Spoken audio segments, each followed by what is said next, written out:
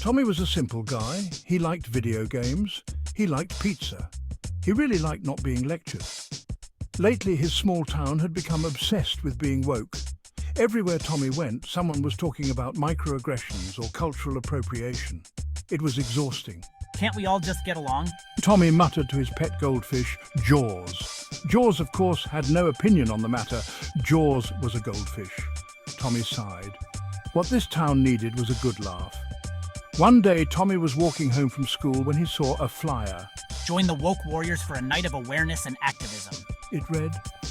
Tommy groaned. This was getting out of hand.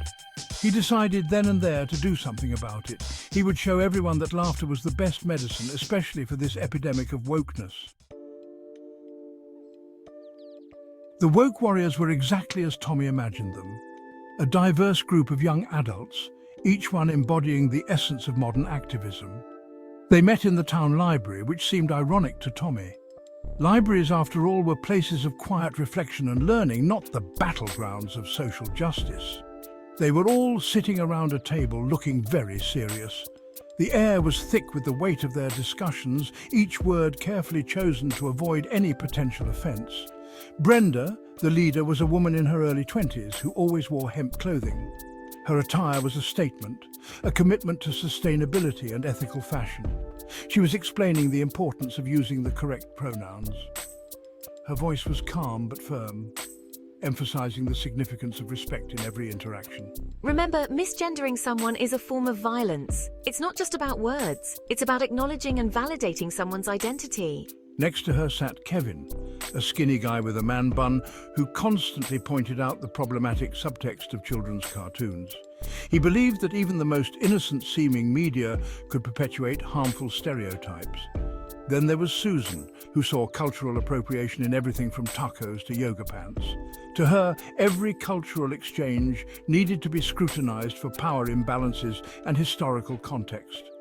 Tommy decided to have some fun with them. He couldn't resist the urge to poke at their earnestness, to see how far their commitment to wokeness would go. Excuse me, are these cookies gluten-free? His tone was innocent, but there was a glint of mischief in his eyes. I identify as someone who can't eat gluten. The room fell silent, the weight of his words hanging in the air. The woke warriors stared at him blankly. Brenda cleared her throat, trying to regain control of the situation. This is a safe space. Her voice was steady, but there was a hint of frustration. They prided themselves on inclusivity, but Tommy's comment had thrown them off balance. We used this time to discuss important social issues. Brenda's words were a reminder of their mission, a call to refocus on what truly mattered. And what could be more important, Tommy continued, his voice dripping with sarcasm, than the right to a gluten-free cookie? The room erupted in a mix of laughter and groans, the tension breaking as they realized the absurdity of the situation. Brenda narrowed her eyes at Tommy. You're mocking us! Me? Never. I'm simply trying to understand this whole woke thing. Maybe a little competition would help? The woke warriors leaned in, intrigued. Competition? Yes, a woke-off. We debate, we discuss, and the winner gets bragging rights? He shrugged. He hadn't thought that far ahead. The woke warriors looked at each other. Brenda tapped her finger on the table. This could be an opportunity. We could educate you and your unenlightened ways. And so the woke-off was born.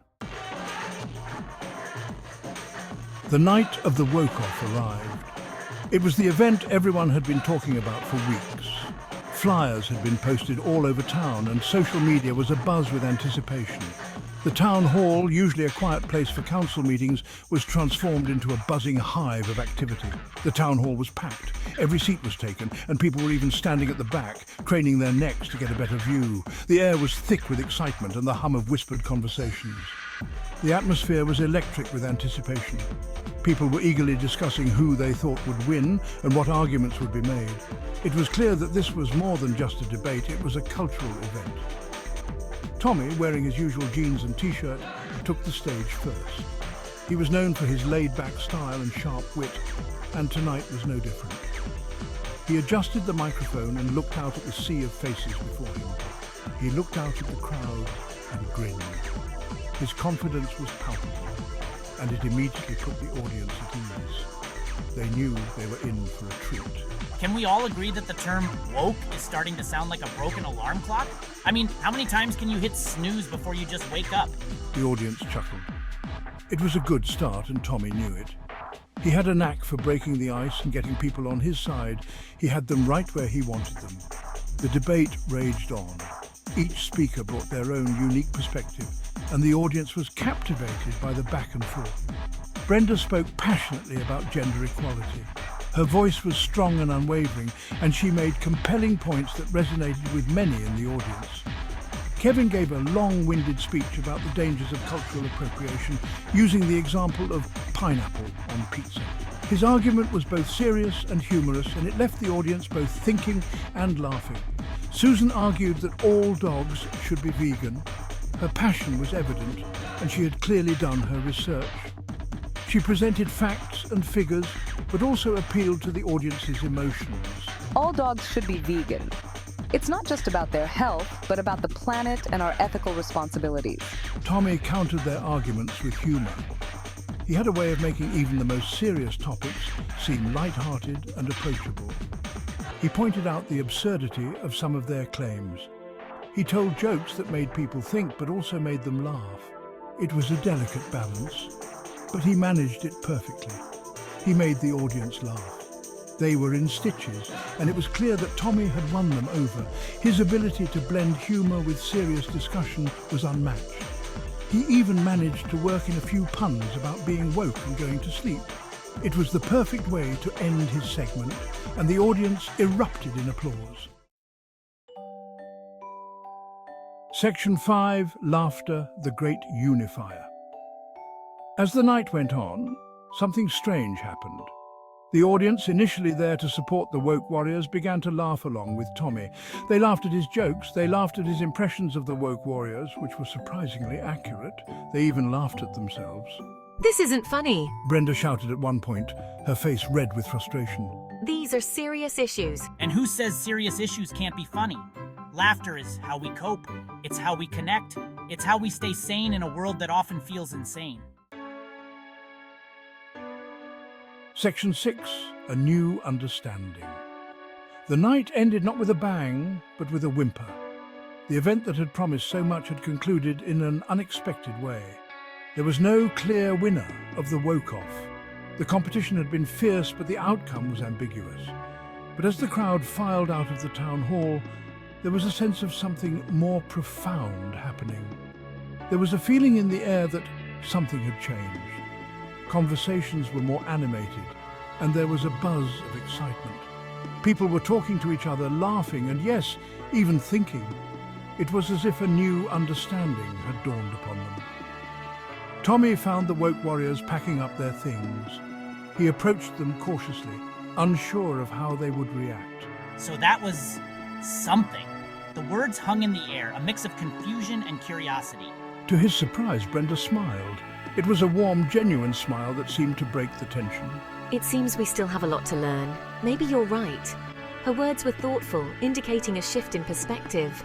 Maybe laughter can be a bridge. The idea seemed to resonate with everyone. Kevin nodded. His agreement was a silent acknowledgement of the truth in Brenda's words. We got so caught up in being right. The admission was a humbling one, that we forgot to be human. The realization brought a sense of unity among them. And Susan, to everyone's surprise, let out a loud snort of laughter. It was a moment of pure, unfiltered joy. Vegan dogs! The exclamation was both absurd and endearing. Can you believe I said that? The disbelief in her voice was met with laughter. Tommy grinned. The atmosphere had shifted from tension to camaraderie. Maybe, just maybe, things were looking up. The night had ended, but a new understanding had begun.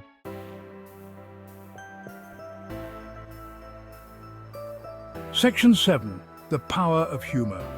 The woke-off, despite its rocky start, had an unexpected impact on the town. People were more willing to listen to each other. They were less afraid to disagree. And most importantly, they were laughing. I realized that humor had a power that slogans and protests could never match. Humor could disarm. It could make people think. It could bring people together in a way that nothing else could. I wasn't saying that all the town's problems were solved. There were still disagreements and debates, But now, there was also laughter, and that made all the difference. Section 8. A year later, the Woke-Off Comedy Night. A year later, the town held its first annual Woke-Off Comedy Night.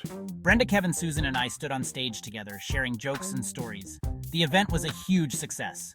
I had learned that sometimes the best way to approach serious issues was with a healthy dose of humor. Section 9. Finding common ground through laughter. As for the woke warriors, they had undergone a transformation. We were still passionate about social justice, but we had learned to temper our earnestness with humor. We realized that laughter could be a powerful tool for change. The woke-off, once a symbol of division, had become a symbol of unity. It showed that even in a world filled with disagreements, laughter could help people find common ground. Section 10. Epilogue, a more accepting future. Tommy's story reminds us that laughter is a powerful tool. It can be used to challenge, to unite, and to heal. In a world that often feels divided, laughter can remind us of our shared humanity. So the next time you find yourself facing a difficult conversation or a seemingly insurmountable problem, remember the power of laughter. It might just be the key to finding a solution and building a more understanding and accepting world.